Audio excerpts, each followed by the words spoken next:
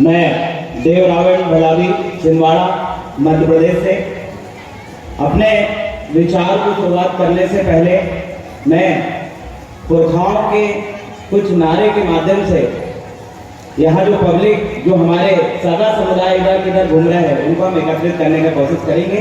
तो आप मेरे साथ नारा लगाएं, फलाट पेंटा सेवा, हजार पेंटा सेवा, पैन शक्तिता सेवा। आप सभी सागर समुदाय को सेवा सेवा सेवा जोहार। आज का ये कार्यक्रम भद्रावती में जो संपन्न हो रहा है और गोंडियन आदिवासी वीर वीरांगना जयंती और आदिवासी पारंपरिक नृत्य स्पर्धा और साथ में विभिन्न प्रकार के कार्यक्रम आज संचालित हुए, जैसे कि हमने आज देखा। सर्वप्रथम हमारे समस्त पहल शक्तियों को मैं जोहार सेवा जोहार करता हूं। हमारे समक्ष फोटो रखी है और मेरे समक्ष बैठे सभी भूमिका पंडाओं को भी सेवा सेवा सेवा जोहार। मंचासीन समस्त सम्मानीय अतिथिगणों को भी सेवा जोहार और आयोजक समिति को भी बहुत बहुत धन्यवाद कि आपने आमंत्रित किया। गोंडी धार्मिक एकता संगठन के अध्यक्ष रमेश मेहसाम जी, विनोद शेरमाके जी, गोलू गेडाम जी, पिंटू मड़ावी जी, संदीप नेताम जी और समस्त नियोजक कमेटी, महिला कमेटी, आयोजक कमेटी को भी बहुत बहुत धन्यवाद सेवा जोहार। दूर दराज से आए समस्त नृत्य स्पर्धा में भाग लेने वाले मातृशक्ति, युवा शक्ति, नन्हे मुन्ने बच्चे और दूर दराज से आए मेरी सागा समाज, आपके समक्ष मध्य प्रदेश की धरती देवगढ़ परिक्षेत्र से आया हूं। देवगढ़ ये वही परिक्षेत्र है, चांदागढ़ और देवगढ़ का एक पुराना नाता है, आप सभी लोगों को भली भांति पता होगा। लेकिन आज के इस कार्यक्रम में मैं कुछ बातें आपके समक्ष रखूंगा जिन पे आप गौर फरमाएं। सर्वप्रथम ये जो नगर भद्रावती है, यहाँ जैन और बौद्ध और हिंदू धर्म के कई देव स्थान है, धार्मिक स्थान है। इस भद्रावती शहर का नाम यहाँ समस्त गोंडियन समुदाय के आंखों के सामने आपके शहरों के समक्ष इस शहर का नाम परिवर्तन करते हुए कई प्रकार के धर्म महापुरुषों से जोड़ने की कोशिश कर रहे हैं। ये बहुत दुख की बात है कि भद्रावती को कोई भद्रदेव या कोई अनेक प्रकार के देवी देवताओं के नाम से रख रहे हैं। आपके समक्ष इसका जो जिम्मेदार है यहाँ का पूरा गोंडियन कबीला और आदिवासी समाज है। जिस भागागढ़, बांगागढ़, बागासिही का ये नगर, जिसको कई प्रकार से गैर धर्मियों के माध्यम से अपने धार्मिक स्थान के नाम पे प्रचार प्रसार कर रहे हैं, लेकिन इसका ये प्राचीन इतिहास को आपके आंखों के सामने खत्म करने की कोशिश कर रहे हैं। मैं आप सभी लोगों का ध्यान आकर्षण करना चाहता हूं कि आदिवासी, खासकर गौंड समाज, पूरा आदिवासी समाज का इतिहास उनके आंखों के सामने खत्म हो रहा है और उनके युवा युवती या तो नाचने में व्यस्त हो जाते हैं या तो मोबाइल में, यूट्यूब में, फेसबुक में रील बनाने में व्यस्त हो जाते हैं। आपको शर्म करना चाहिए कि आपके पुरखों का इतिहास खत्म कर रहे हैं। जिस इतिहास को बचाने के लिए, जिस इतिहास को बनाने के लिए हमारे पुरखों ने अपना सर तक कटा दिया, अपने सर्वस्व निछावर कर दिया, आज उसी की एक कौम जिनके अंदर खून बह रहा है, वो युवा पीढ़ी जो यहाँ पर खड़ी है, मंच के पीछे से सुन रही, कमरे के अंदर से सुन रही है, मंच के सामने बैठ के सुन रही है। मैं उनसे कहना चाहता हूँ कि आपके भद्रावती का इतिहास आपके समक्ष खत्म हो रहा है। समय रहते अगर आप युवा पीढ़ियों ने अगर कदम नहीं उठाया, लड़ाई और पढ़ाई का आंदोलन एक साथ नहीं चलाया, तो आपके समक्ष कुछ नहीं बचेगा। उन विदेशी आक्रमणकारियों का इतिहास पढ़ोगे। अगर आप चाहते हो कि आपके पुरखाओं का इतिहास, आपके आने वाली जनरेशन, आपकी संतान तक पहुंचे, वो गर्व से छाती ठोक के बोले कि इस धरती में, चांदागढ़ में हमारी ईराई यात्राम महारानी का गढ़ उन्होंने राज किया है, हमारे पुरखाओं का गढ़ है, उन्होंने राज किया है। यहाँ से दिल्ली और मुंबई के जो राजा महाराजा थे, जो रियासतें थी, हमसे सोना चांदी उधार लेके जाते थे। ऐसी जगह के आप संतान हैं। आज क्या स्थिति है?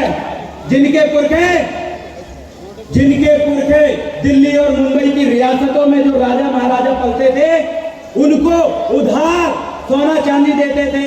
आज उनकी आज के यहाँ पर क्या हालत है आप देखिए। आज उनकी यहाँ क्या हालत है।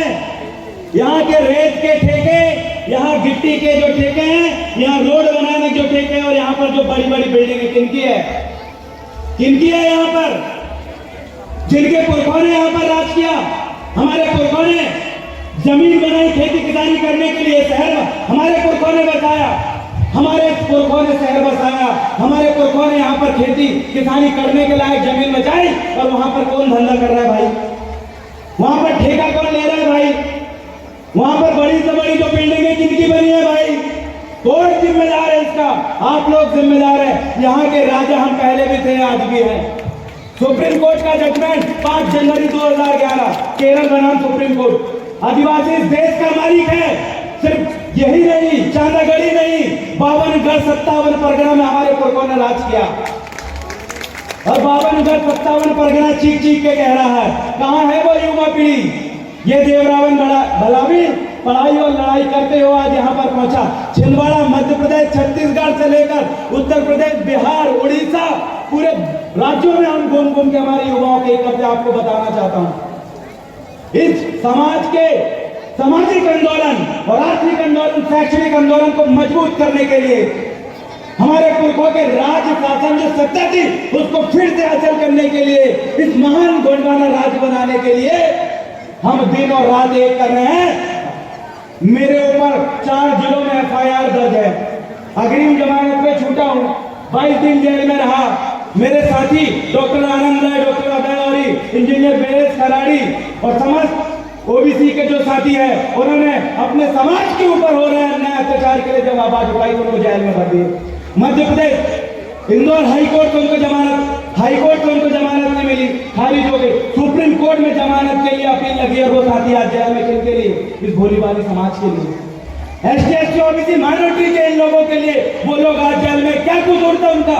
सिर्फ इतना सा कसूर था कि अपने जो कार्यक्रम हो रहा है वहां पर कुछ दीपुओं का, आक्रमणकारियों का वहां नेता नटी चमकाने के लिए, उस कार्यक्रम में जिस कार्यक्रम के लिए हमने 1-1 2-2 रुपए चंदे इकट्ठा करे थे, उस कार्यक्रम में घुसने के लिए वो लोग आ रहे थे। उनको रोका उनने।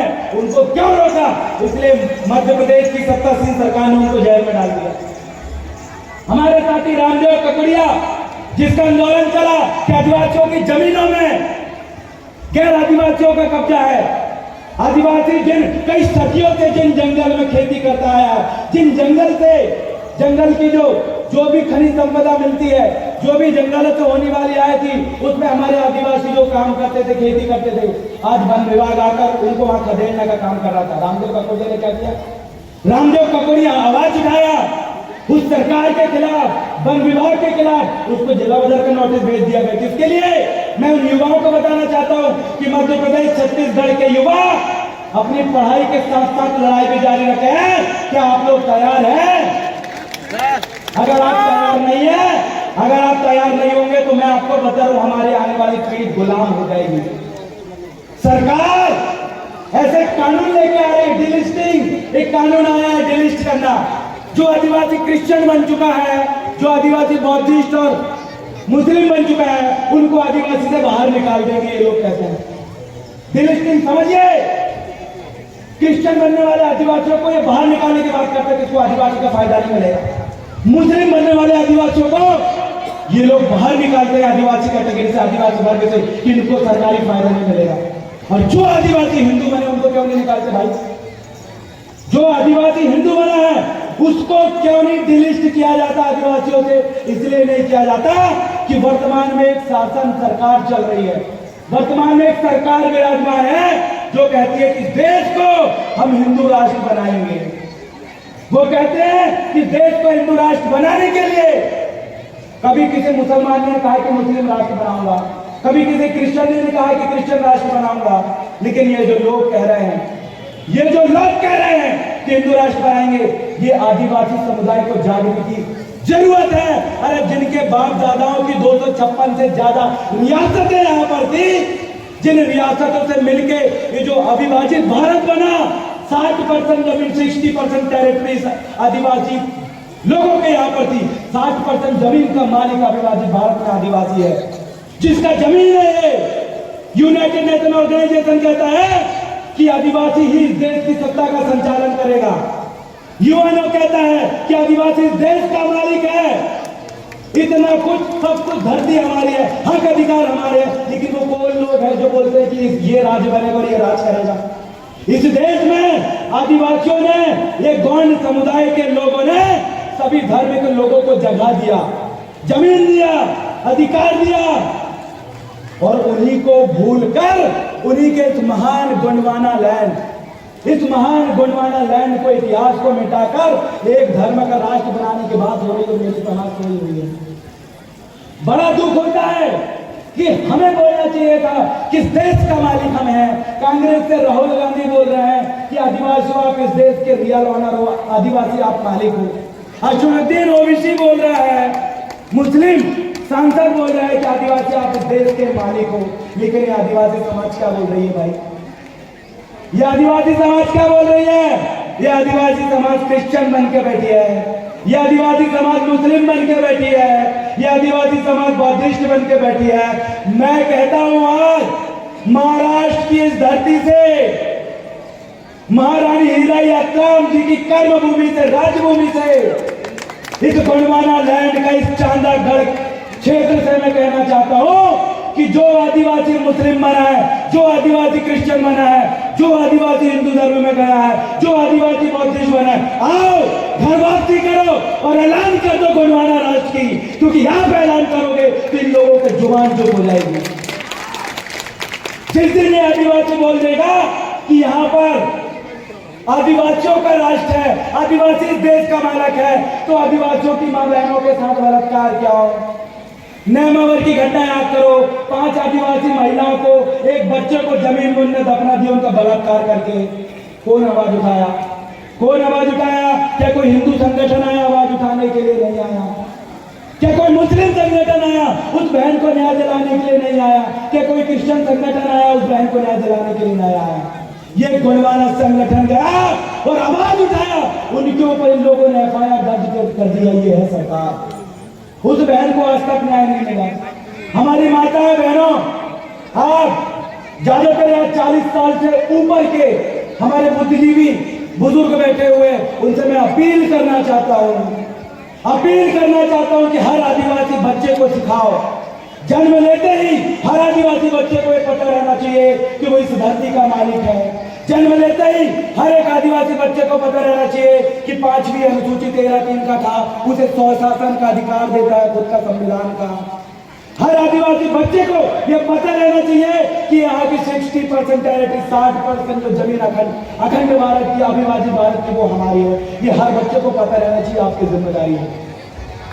छिंदवाड़ा से हम बाहर निकल के इस महाराष्ट्र की धरती में ये चिल्ला रहे हैं, तो मैं ये चाहता हूं कि महाराष्ट्र का युवा जब ये देवरावन भलावी BA LLB करते हुए समाज के लिए लड़ाई और अपनी पढ़ाई दोनों जारी कर सकता, तो महाराष्ट्र के युवा भी कर सकते हैं। इसीलिए अपने घर से बच्चों को बाहर निकालिए, क्योंकि एक शेर के बच्चे को अगर आप शिकार करना नहीं सिखाओगे, एक शेर के बच्चे को जब आप ये नहीं बताओगे कि गोंडवाना का राज्य जितनी हाथी के ऊपर शेर है, यहाँ पर शेरों ने राज किया है, यहाँ पर आदिवासियों ने राज किया है, यहाँ पर गोंडों ने राज किया है, अगर ये चीज, ये इतिहास अपने बच्चों को नहीं बताओगे तो आपके बच्चे गीधा बनकर उनके सामने झंडा, डंडा और बैनर उठाएंगे और उनके सामने उनके लिए ताली बजाने का काम करेंगे।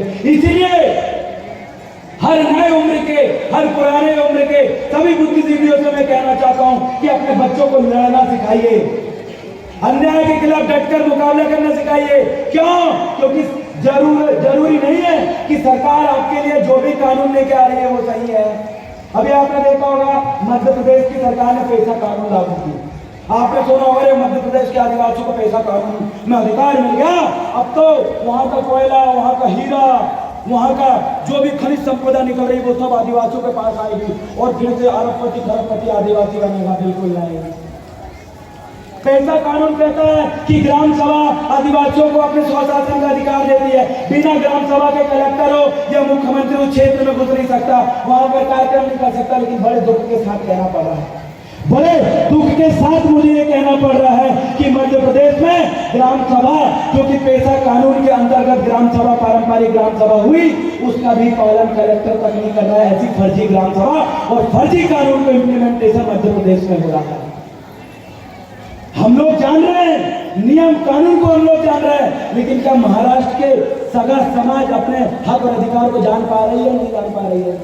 आपके कंधों में, आपके शरीर में, आप नौकरी में है, सरकारी नौकरी में, आप अधीक्षक है, प्रोफेसर है, डॉक्टर है, इंजीनियर है, आप बड़ी पोस्ट में हैं। बहुत गर्व की बात है कि आप आज ये पोस्ट में हो, लेकिन आने वाले समय में वही वर्ण व्यवस्था फिर से दोहराई जाएगी और आप अभी नौकरी में हो, आने वाले समय में अपने शरीर पे वर्दी भी नहीं बचेगी। क्यों?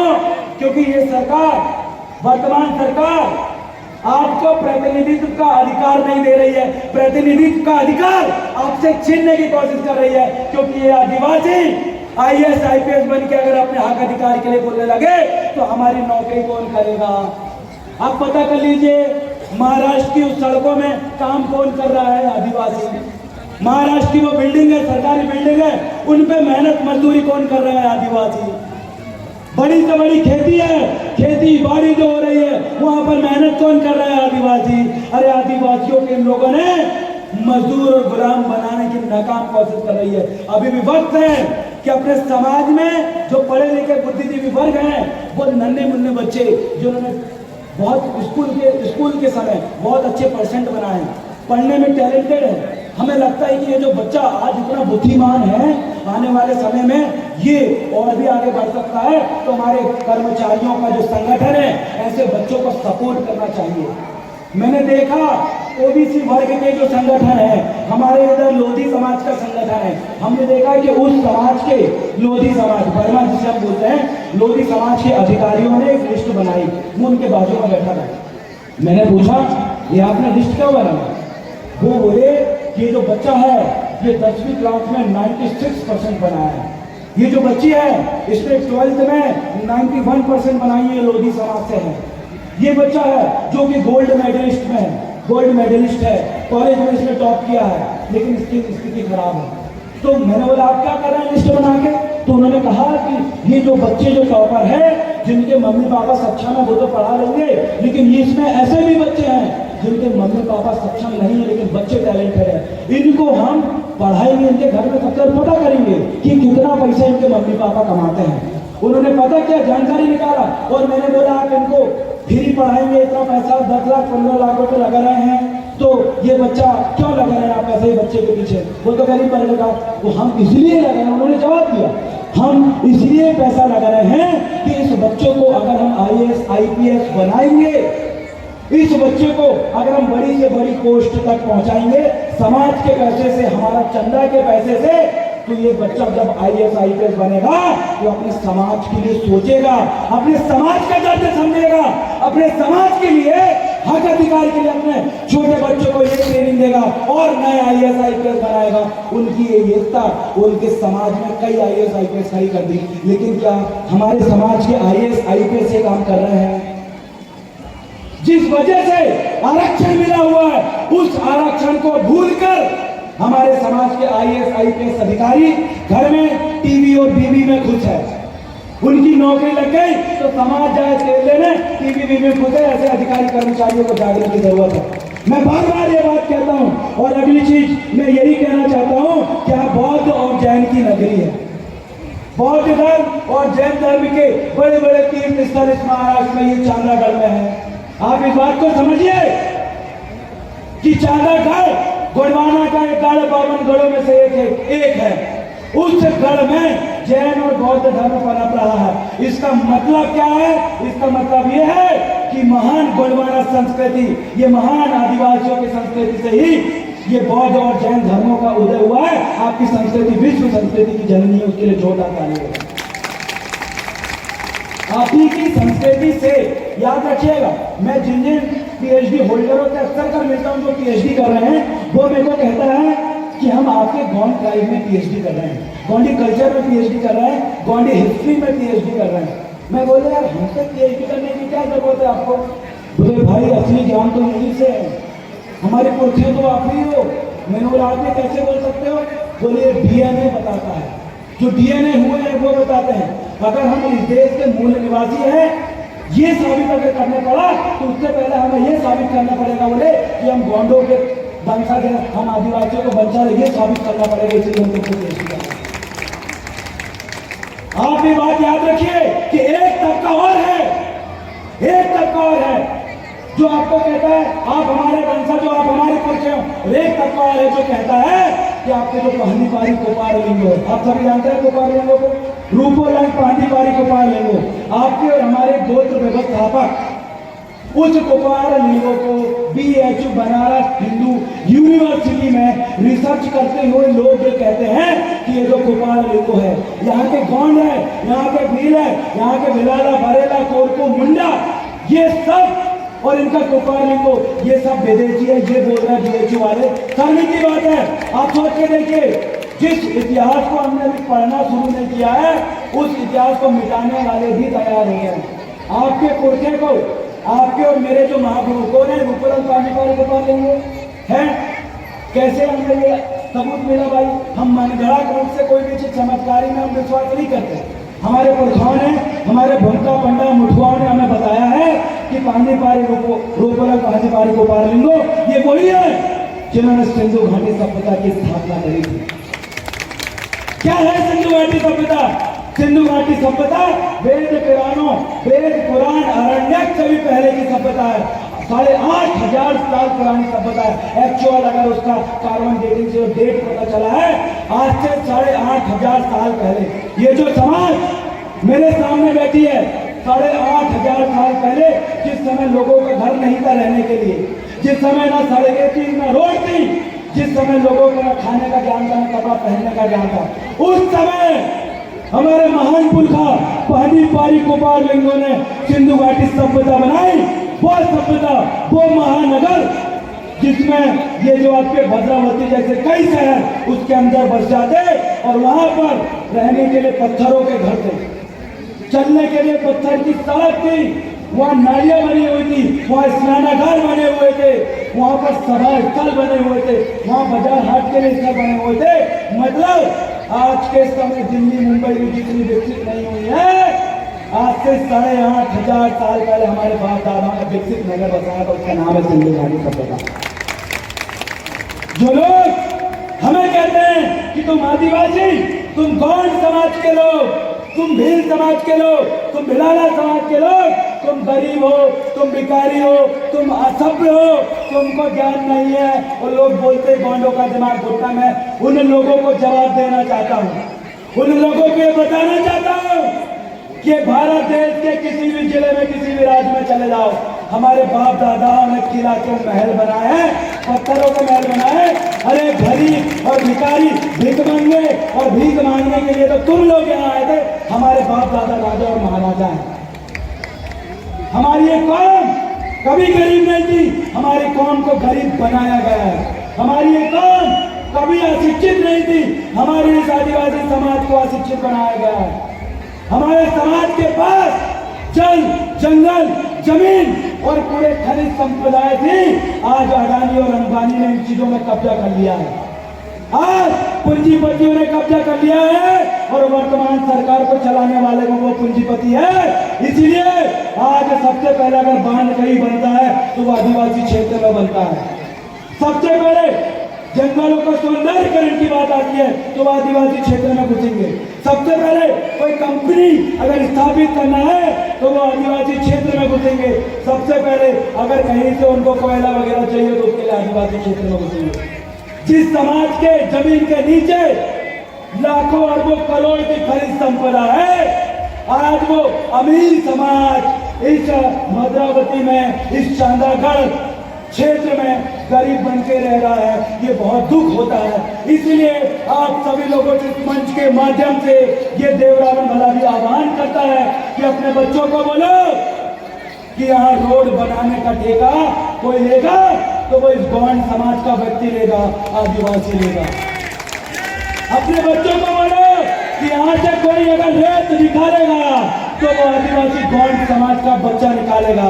अपने बच्चों को बोलो कि आज सबसे बड़ी बिल्डिंग अगर किसी की होगी तो वो आदिवासी समाज की होगी। या अपने बच्चों को बोलो कि सबसे महंगी कार अगर इस सड़क में चलेगी तो वो आदिवासी समाज की चलेगी, क्योंकि ये समाज इस देश का मालक है, इस जिला का मालक है, ये भद्रावती का मालक है। बाहरी आक्रमणकारी लोगों ने आज आपकी जगह जमीन और किला में कब्जा किया है। वक्त है कि छीनिए हक, अधिकार और किला महल अब ऐसे नहीं मिलने वाले मेरे साथियों, मेरे युवा क्रांतिकारी साथियों। आपको छीनना पड़ेगा, क्योंकि आपने देखा जैन धर्म का श्री सम्मत करके एक जगह है झारखंड में, जैन धर्म की, उस जैन धर्म के उस धार्मिक स्थान को बचाने के लिए, उस धार्मिक स्थल सम्मत को बचाने के लिए पूरा जैन समाज ने पूरा भारत में बंद कर दिया, पूरा भारत बंद कर दिया। चाहे महाराष्ट्र है, चाहे एमपी हो, छत्तीसगढ़ हो, झारखंड हो, हर जगह चंद्रमुखीवाल जैन समाज ने अपने तीर्थ स्थल को बचाने के लिए पूरी दुकानें बंद कर दी, पूरे चक्का जाम कर दिया। और आप सोचिए, आपके 52 जिला में, आपके जगह में, जहां आपके इस चांदागढ़ की देवी कलिया दाई है, आपके इस शहर में, आपके किला महलों में उन गैर आदिवासियों का कब्जा हो रहा है, आप नहीं बचा पा रहे हैं। पहली पहल आप करें। उस जैन धर्म से आपको सीखना चाहिए कि हमारे धार्मिक स्थलों को पूरा तात्विक स्थल घोषित करके सरकार अपने कब्जे में ले रही है और हमारे बंका पंडा मुठुआ शांत बैठे हैं। आपको सोचना चाहिए, जिस आंगा पैन को आप जमीन में नहीं रखते, जिस आंगा पैन का हम सम्मान करते हैं, उस आंगा पैन में बीजेपी का झंडा लगा के छत्तीसगढ़ में जमीन में रख दिया गया और वहां झूठे पहन के नाच के आपने विरोध क्यों नहीं किया? आपको सवाल करना चाहिए उन आदिवासी विधायक मंत्रियों से जो आपकी वजह से सांसद विधायक बनकर मुख्यमंत्री बन गया है, लेकिन गुलाम उन्हीं पार्टियों को है। ये समाज की जनता को उनको सवाल करना चाहिए, सवाल करना चाहिए ये युवाओं को कि कहाँ है हमारे महान पुरखों का इतिहास पुस्तक में, कहाँ है पुस्तक पाठ्यक्रम में इन महान पुरखों का इतिहास कहाँ है? भैया क्यों नहीं लिखा? क्या दुश्मनी थी? क्या दुश्मनी थी कि आपने हमारे महान पुरखों के इतिहास पुस्तक में नहीं लिखा? यह दुश्मनी थी कि इस देश का मालिक अपने पुरखों का इतिहास अगर पढ़ लेगा तो इस देश में कब्जा कर लेगा, इस देश में राज करेगा, इस देश में सबसे अमीर ये कौन बन जाएगी। इसलिए आपके पुरखों का इतिहास नहीं लिखा। आवाज उठाइए, आवाज उठाइए कि जिन लोगों की ये धरती है, जिन लोगों का यहाँ इतिहास है, जो यहाँ का मूल मालिक है, उसके ही पुरखे को क्यों नकारा जा रहा है? किसी भी देश की सरकार हो, किसी भी प्रदेश की सरकार हो, वो सबसे पहले आदिवासियों का इतिहास खत्म कर रही है।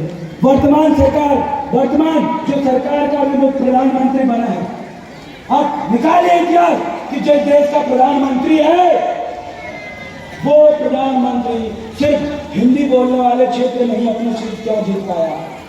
वो प्रधानमंत्री अपनी नैतिक भाषा, अपनी मातृभाषा बोलने वाले जो क्षेत्र है वहां पर क्यों नहीं कब्जा कर पाया? तो मेरे साथ आके एक व्यक्ति बोला, मैं सरकार का नाम नहीं लूंगा, प्रधानमंत्री का आपको पता है, मैं बोला क्यों भैया, जहाँ जहाँ हिंदी बोलते हैं वहां तो आपने सरकार बना दी, और जहाँ हिंदी नहीं बोलते वहां पर क्या दिक्कत आ रही है आपको? तो बोले भैया हमें सरकार बनाने के लिए सबसे पहले उनकी संस्कृति और भाषा खत्म करना पड़ता, तब जाकर सरकार बना। मतलब सरकार बनाने के लिए आपकी संस्कृति को खत्म करना पड़ रहा है, आपके इतिहास को, आपकी भाषा को खत्म करना पड़ रहा है। वैसे ही आज आदिवासियों के हाथ से जो 52 57 परगना छूटे हैं, वो छूटने का सबसे बड़ा कारण था कि आपने अपनी संस्कृति को भूल गए, आपने अपनी भाषा को भूल गए, आपने अपने इतिहास को भूल गए। और आज महाराष्ट्र की धरती में महान पुरखा रावण पैन के समय आप सभी लोग अगर असली आदिवासी हो, असली गोंडवाना वासी हो, आप गोंड की संतान हो, आप आदिवासी संतान हो, तो ये शपथ लेके जाओ, ये कसम खा के जाओ कि अपने घर में अपने बाप दादाओं के अलावा दूसरे के बाप दादाओं को नहीं पूजेंगे। कहने का मतलब है मेरे पुरखे कलिया दाई है, मेरी पुरखी रायतार जंगो दाई है, हीरा सुखा पाटालीर मेरा पुरखा है। हमारे जो पुरखे हैं उनके आराधना ना करते हो, उनके सामने शीश ना झुकाते हो, दूसरे धर्म के देवी देवताओं को घर में घुसाने का काम यही समाज ने किया है। इसीलिए आपको धर्म कोड नहीं मिल पा रहा है। इसीलिए मैं दिल्ली में 3 बार गया कि आदिवासियों को अलग पहचान कॉलम के लिए, धर्म कॉलम के लिए आज तक सरकार ने नहीं मानी। क्यों नहीं मानी? क्योंकि वो बोलती है कि लोकल कमेटी के हिसाब से बहुत सारे आदिवासियों को अभी आदिवासी से बाहर निकालना है। वो बोलती है कि टेबल कमेटी के हिसाब से बहुत सारे आदिवासी क्षेत्रों को कम करना। मतलब समझ रहा है, जिन आदिवासियों के घर में अपने महान पुरखा, अपने रीति रिवाज के सांस्कृतिक देवधामियों की जो आदिवासी पूजा नहीं करता, उस आदिवासी को लोकल कमेटी के हिसाब से निकाला जा रहा है। आपके महाराष्ट्र में आदिवासियों की लिस्ट निकालो, उसमें 2 लोगों को आदिवासी कैटेगरी से बाहर निकाला गया है। आप पता करें क्यों? आज अगर ये गौड़ समाज, प्रधान समाज, भील समाज, भिलाला समाज, बिंजवार समाज जितने भी है, ये लोग भी अगर अपनी संस्कृति को नहीं मानेंगे तो आप तैयार हो जाओ। आपको लोग बोलने वाले हैं कि आप तो आदिवासी हो ही नहीं, आप आदिवासी हो तो साबित करो। क्या है आपका गढ़ गोत्र टोटम? क्या है आपका गढ़ गोत्र बाना? कहाँ है आपका गढ़ गोत्र बाना? कितने गोत्र वाले बताओ, गोत्रों की संख्या। जब इस सवाल आपसे करने लगेंगे, आपसे पूछने लगेंगे कि बताओ आपके गोत्र बनाने वाले कौन है, आपसे पूछने लगेंगे कि बताओ आपके 5 सांस्कृतिक धार्मिक स्थल का नाम बताओ, अपने 5 तीज त्योहार के नाम, तो आप नहीं बता पाओगे। उस दिन ये साबित हो जाएगा कि आप आदिवासी नहीं हैं। अपने सीने में हाथ रख के ये पूछो अपने आप से कि आप जितने देव वाले हो, क्या आपको अपने देव के नाम याद है? पूछो अपने आप से कि अगर जैसे मैं एयरवेन सगाऊ साधे वाला हूं तो त्रिपुरा घूमो मेरा भूमिका है, लेकिन आपका भूमिका कौन है? आप 4 देव वाले हो तो आपका भूमिका कौन है? क्या पता है आपको? अगर नहीं पता तो मैं आपको बताऊंगा, आप आदिवासी नहीं हो, आप आदिवासी से निकल चुके हो। अगर आपको नहीं पता, मेरा जो गढ़ है वो अमूदा गढ़ है। आप अपने आप के छाते पे हाथ रखिए और पूछिए कि आपका गढ़ कौन सा है। अगर आपको अपने गढ़ का नाम नहीं पता तो आप आदिवासी नहीं हैं। ये स्थिति है, कई लोगों को नहीं पता होगा। आप देखिए, आपके इतिहास को खत्म कर दिए लोगों ने, और आप फलाने भगवान, फलाने देवता, फलाने यीशु मसीह का उपवास कर रही है हमारी माता बहन। घर में अगरबत्ती लग रही है उनके सामने। अरे अपना तो खुद के देवधामियों का पता नहीं, अपने तो कोई देवी देवताओं का पता नहीं, अपना तो वंश का बाना का पता नहीं, और चले आए तो दूसरे के धर्म देखने वाले। इसीलिए आप इतना पीछे हो। आदिवासी किसे कहते हैं? आदिवासी वो है जिनने अपनी मूल संस्कृति को नहीं त्यागा। आदिवासी वो है जिसने अपनी जल जंगल जमीन के लिए अपनी सर तक कटा लिया, लेकिन जल जंगल झिलने नहीं दिया। आदिवासी वो है जिसने अपने रीति रिवाज, न्याय, दस्तूर को कभी खत्म नहीं होने दिया। आदिवासी वो है जो आज भी गोंडोला व्यवस्था में रहता है, आज भी अपने लोगों के बीच में रहता है, वो आदिवासी है। लेकिन अपने आप के सीने में हाथ रखो और पूछो कि आप आदिवासी बचे हो। आदिवासी वो है अगर उसके भाई पे, उसकी बहन पे अगर किसी ने हाथ भी उठाया तो आदिवासी का खून खोल जाता है और अपने भाई की रक्षा के लिए सामने आता है, वो होता है आदिवासी। लेकिन आप अपने आप से कसम खा के पूछे कि आपके सामने आपके समाज की माताएं बहनों को मारा जा रहा था, आपके सामने आपके समाज के युवाओं को जेल में बंद किया जा रहा था, तो उस समय आप कहाँ थे? आपने आवाज क्यों नहीं उठाया कि आप आदिवासी हो? इस देश की राष्ट्रपति द्रौपदी मुर्मू कहती है कि भारत में, इस देश में सबसे ज्यादा जेल बना रहे हैं आप लोग। किस चीज का विकास कर रहे हैं? सबसे ज्यादा जेल में कौन बंद है? हमारा आदिवासी समाज बंद है। ये देश की राष्ट्रपति आपको संदेश दे रही है, ये बता रही है कि आप जिस कौम के हो, जिस कौम के लोग इस मंच के नीचे बैठे हुए हैं, इनके युवा, वो युवा जो अपनी समाज के लिए अपना सर कटाने के लिए भी तैयार थे, वो लोग जेल में बैठे हैं और आप अपने घर में नौकरी और टीवी वीवी में मस्त हो।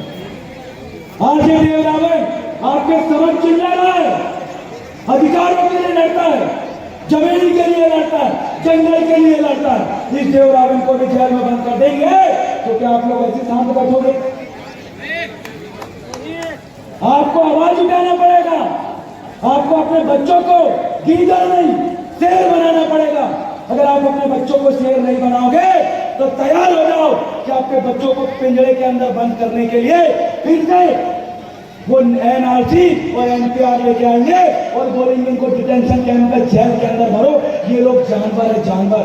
क्योंकि मैं क्या बोल रहा हूं, मैं इसलिए बोल रहा हूं कि इसी देश की सरकार ने हम आदिवासियों को क्रिमिनल ट्राइब कहा था।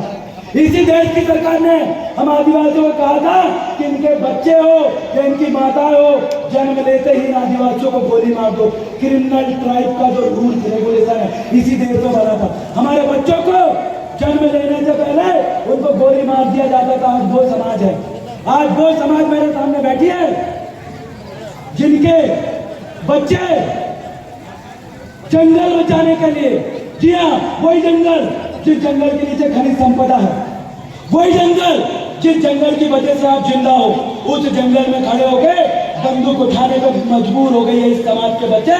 उनको नक्सलाइट बोल के मारा जा रहा है। उस कौम के लोग हैं आपका घर जंगल है और आपके जंगल उड़ाने के लिए, आपके जंगल छीनने के लिए पूंजीपति लोग घुस रहे हैं और वहां यही समाज के लोग बंदूक उठा रहे हैं। तो मैं आपसे कहना चाहता हूं, वो उन्होंने बंदूक उठाया है, उनको समझाइए और बोलिए कि बंदूक नहीं, हम कलम उठाएंगे और बाबा साहब अम्बेडकर के माफी पूरा देश को संविधान बनाने का काम करेंगे।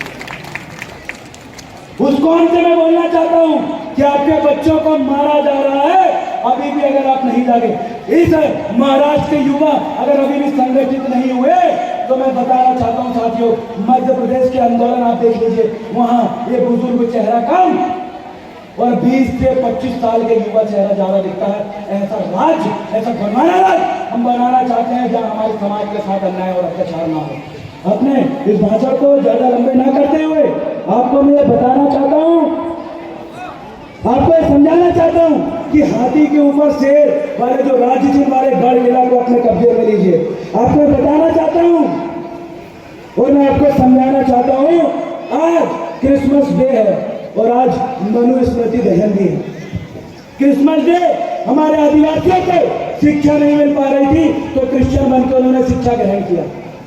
और एक और धर्म है जिसमें हमारे आदिवासियों को मनुस्मृति के माध्यम से गुलाम बनाने के लिए 4 वर्ण व्यवस्था बनाकर उसमें शामिल किया गया था। आज उसका दहन है।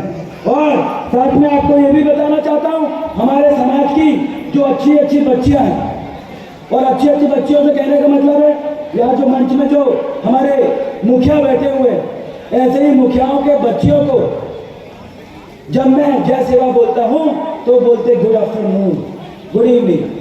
आप कहाँ से देहाती हो आप, तो मैं आपसे निवेदन करना चाहता हूं, आप अगर व्यापारी हैं, आप अगर अधिकारी हैं, आप अगर किसान हैं, तो अपने बच्चों को ये बताएं कि दादा हीरा सिंह मरकाम और दादा मोतीराम कंगाली ने हमें गुणवाना राज और जय सेवा बोलना सिखाया है। उनके सपनों को हम साकार करने के लिए जगह जगह पहुंच रहे हैं। बताएं अपने बच्चों को कि जो लोग जमीन छीनना चाहते हैं वो हमारी बच्चियों से अंतरजातीय व्यवहार करते हैं, हमारी बेटियों से शादी करके उनके नाम पे जमीन खरीदते हैं और बाद में उन बेटियों को गोली मार देते, कार में छिपा देते हैं, सुलो पायसन देकर मार डाल रहे हैं। जमीन छीनने के लिए क्या क्या षड्यंत्र रच रहे हैं। अपने बच्चों को समझाएं कि अगर शादी करना है, आप आदिवासी हो, आप इंडिजिनस हो, इंडिजिनस का मतलब होता है ओरिजिनल नस्ल, वो नस्ल इंडिजिनस ब्रीड, एक ऐसा बीज, एक ऐसी फसल जिसमें उग रही है। उदाहरण के तौर पे मक्का, एक हाइब्रिड मक्का होता है, हाइब्रिड मक्का आपने देखा होगा, और एक होता है देसी मक्का।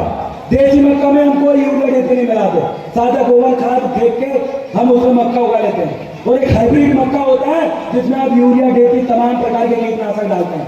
तो इंडिजिनस ब्रीड मतलब वो देसी मक्का और हाइब्रिड मतलब वो हाइब्रिड मक्का। आदिवासियों को कहा गया है इंडिजिनस पीपल, मतलब वो लोग जो प्योर है, जो हाइब्रिड नहीं है, जो मिक्स नहीं है। और तो प्योर नस्ल के लोगों से मैं ये बताना चाहता हूँ, प्योर नस्ल के लोग, उन इंडिजिनस लोगों को मैं बताना चाहता हूँ कि अपने समाज में अगर बेटी लाए तो समाज की लाए, अपने समाज में अगर बेटी को दे तो अपने समाज में दे। अगर किसी ने भी अपनी बेटी को दूसरे समाज में दिया तो भक्का पंडाओं से निवेदन करना चाहता हूँ, मैं अपने मुठुआओं से निवेदन करना चाहता हूँ, तत्काल समाज से उनका रोटी बेटी का रिश्ता खत्म करो। उनको कोई भी कार्यक्रमों में मंच में घुसने मत दो ऐसे लोगों को। हमारी राजनीति की स्थिति देखिए, हमारे नए उम्र के लड़के भी उभर रहे हैं। मध्य प्रदेश के अंदर हमने 22 साल के लड़के को सरपंच बनाया है। हमने बताया है कि 21 साल की उम्र में अगर आपको वोट डालने का अधिकार दिया है तो 21 साल की उम्र में आपको नेता बनने का भी अधिकार है। आप नेता बनो, अधिकारी बनो, व्यापारी बनो, और नए उम्र के पढ़े लिखे लोगों को हमने सामने लाया है ताकि वो विदेशियों को जवाब दे सके। ज्यादा लंबा भाषण हो रहा है क्योंकि बोलने को बहुत भरा हुआ हूं मैं अंदर से इन चीजों में, लेकिन अंत में मैं इस भाषण को समाप्त करते हुए आपके समक्ष कुछ नारे में लगाऊंगा। भाषण समाप्त करते समय कुछ नारे लगाएंगे। मैं चाहता हूं इतने समय आपने मेरा जो उद्बोधन सुना, मेरे अंदर के जो विचार सुना, मेरे विचार जो मैंने डायरेक्ट आपके दिमाग में बैठा चुका हूं, उन विचारों को सुना। अगर आप मोटिवेट हो गए हैं, अगर आप उत्साहित हो गए हैं, अगर आप गोंडवाना राज बनाने के लिए आपके अंदर से आवाज आने लगी है तो मेरे साथ आप जोर का नारा लगाएं, बना के रहेंगे, बना के रहेंगे, भूभाग हमारा, भूभाग हमारा, संस्कृति हमारी, संस्कृति हमारी, बना के रहेंगे। एक तीर एक कमान, सब आदिवासी एक समान, एक तीर एक कमान, सब आदिवासी एक समान। जय जोहर का नारा है, गोंडवाना हमारा है, जय जोहर का नारा है, गोंडवाना हमारा है। बहुत बहुत धन्यवाद। सेवा सेवा सेवा जोहर, इसमें कहकर अपने इस विचार को धन्यवाद।